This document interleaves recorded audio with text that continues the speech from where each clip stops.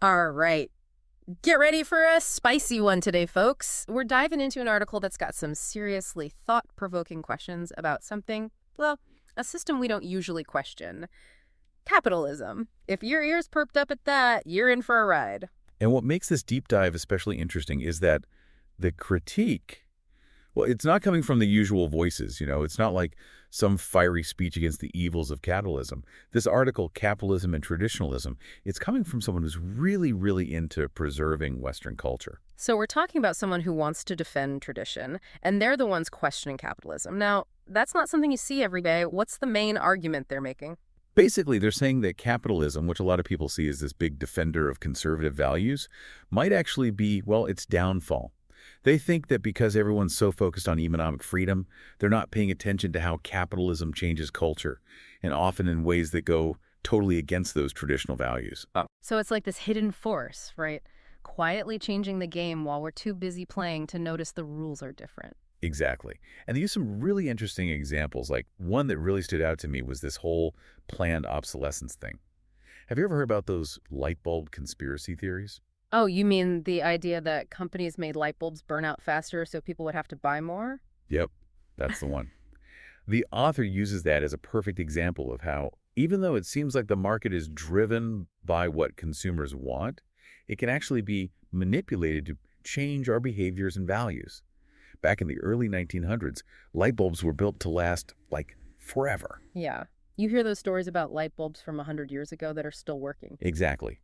But the author says that as time went on, companies realized that if things lasted longer, people would buy less. So they started making things that would break down, focusing more on making money than making something that would last. Basically, they went against that whole idea of good craftsmanship and long-lasting products. Wow, so it's almost like they created a culture where it's expected for things to break, and we just adapted to that. Yeah, exactly. And it's not just about things, even. It's about how we see ourselves. Mm. The author talks about this shift from being customers to being consumers. Now that you mention it, I do remember when people used to say customer more. What's the difference, though? Well, the author thinks that back then, people thought of themselves as customers, just people making choices about what to buy. Hmm. But as the word consumer became more common, it kind of changed how we see ourselves. It's like we became part of this system where our whole identity is about consuming. Whoa, it's like we don't just buy things anymore. We buy into this whole way of thinking. We become part of the machine. And that leads to what might be the most, unsettling part. This idea that even culture itself becomes something you buy and sell. They're saying that in a capitalist system, your values, what you believe in, even who you are, it all becomes a product. Okay, now that is a little scary. So it's not just about the newest phone or whatever. It's like buying into a whole belief system now. That's what they're saying. Like, think about yoga. It used to be this spiritual thing, right? But now it's a huge industry with expensive clothes and retreats. Even your experiences become content, something you got to share online for likes and followers. Yeah, it is kind of unsettling when you think about it like that. It's like we're surrounded by all this stuff that's been packaged and sold to us, and it's hard to tell what's real anymore. That's the point they're making. And here's the kicker. The author doesn't think it's always some evil plan, Yeah. They're saying capitalism is really good at adapting, even using movements that seem like they're against it. So they're saying that even groups that are trying to change things can end up being used by the same system they're fighting against. Exactly.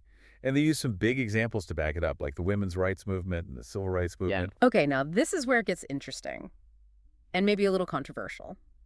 So how do those movements fit in with capitalism, according to the author? So the author is saying that, yeah, these movements were about fighting for equality, but they were also successful, at least partly, because capitalism is really good at, adapting and even making money off of these changes. So how does that work? How did capitalism play a role in those movements, according to the author? Okay, so let's look at the women's rights movement. One of their big wins was getting more women into the workforce, right? Mm. Which, yeah, it challenged traditional gender roles, for sure. But the author also points out that this meant more workers for businesses, and that helped the economy grow because families had more money to spend. So it's like a win for equality and a win for the market at the same time. It makes you think, did the people fighting for women's rights back then, did they see that coming? It's a good question, right? And it's not just the women's rights movement either.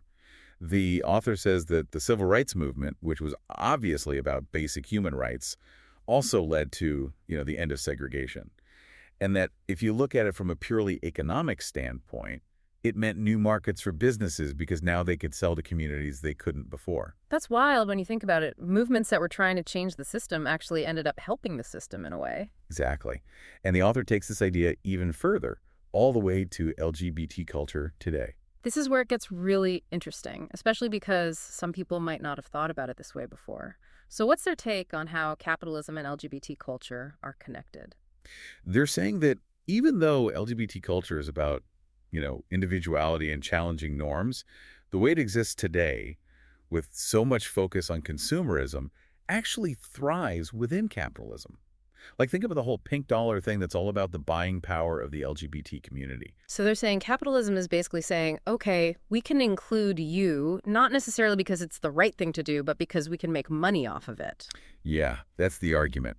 They use things like Pride Month, with all the rainbow merchandise and big companies sponsoring it, as an example of how even identities and social movements can become part of the market. It's kind of like capitalism has this superpower where it can absorb anything, even things that seem like they're against it. Exactly.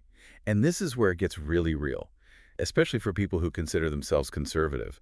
The author asks, if you're holding on to capitalism so tightly, are you accidentally destroying the very things you care about? Okay, break that down for me. Are they saying that capitalism, which is often seen as a core conservative value, might actually be hurting those values over time? That's the big question they're posing. They're not saying capitalism is evil or anything. Yeah. It's more like they're saying that this constant drive for profit can have unexpected consequences, especially for people who value tradition, stability, those kinds of things. It's almost like a be careful what you wish for kind of thing. You might get economic freedom, but what about the things that really hold a culture together? Exactly. And it makes you wonder, can those traditional values, things like craftsmanship, community, sense of shared history, can those even survive in a system where everything, even who you are, becomes something you buy and sell? It's a tough question for sure. So, does the author have any answers? Like, is there a way to balance these two things, capitalism and traditional values? They don't really try to give you all the answers. It's more like they leave you with this like really big question. They want you to think about how these two things, profit and tradition, how they can clash. So it's less about saying this is right, this is wrong, and more about getting people to really think about what they believe in, especially if they're into both capitalism and tradition, right? Like, Yeah. can you really have both? That's the heart of it, yeah. I don't think they're trying to say capitalism is all bad, but they do want us to be careful about the downsides. Like just because something makes money doesn't mean it's good for everything else. It's like we built this powerful engine for the economy, but we forgot to put the brakes on. And now we got to figure out how to steer without crashing and burning all the stuff that actually matters.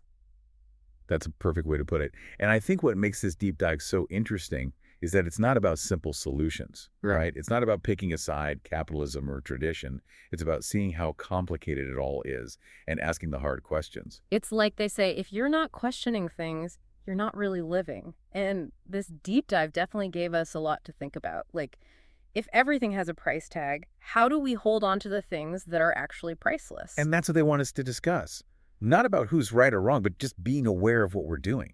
Like, are the choices we're making as people and as a society, are they leading us where we want to go? It's like a call to action, to be Yes. smarter about what we buy, think more critically, and actually get involved. We can't just accept things as they are. We got to think about how our choices shape the world we want to live in. Exactly. And maybe that's the biggest takeaway here. It's not about having all the answers. It's about asking the right questions and being willing to have those tough conversations about how capitalism, culture, and our future all fit together. Well said. This deep dive was a real eye-opener. We want to hear from you. How did this make you think differently about capitalism and tradition? Hit us up on social media handle and let's keep this conversation going.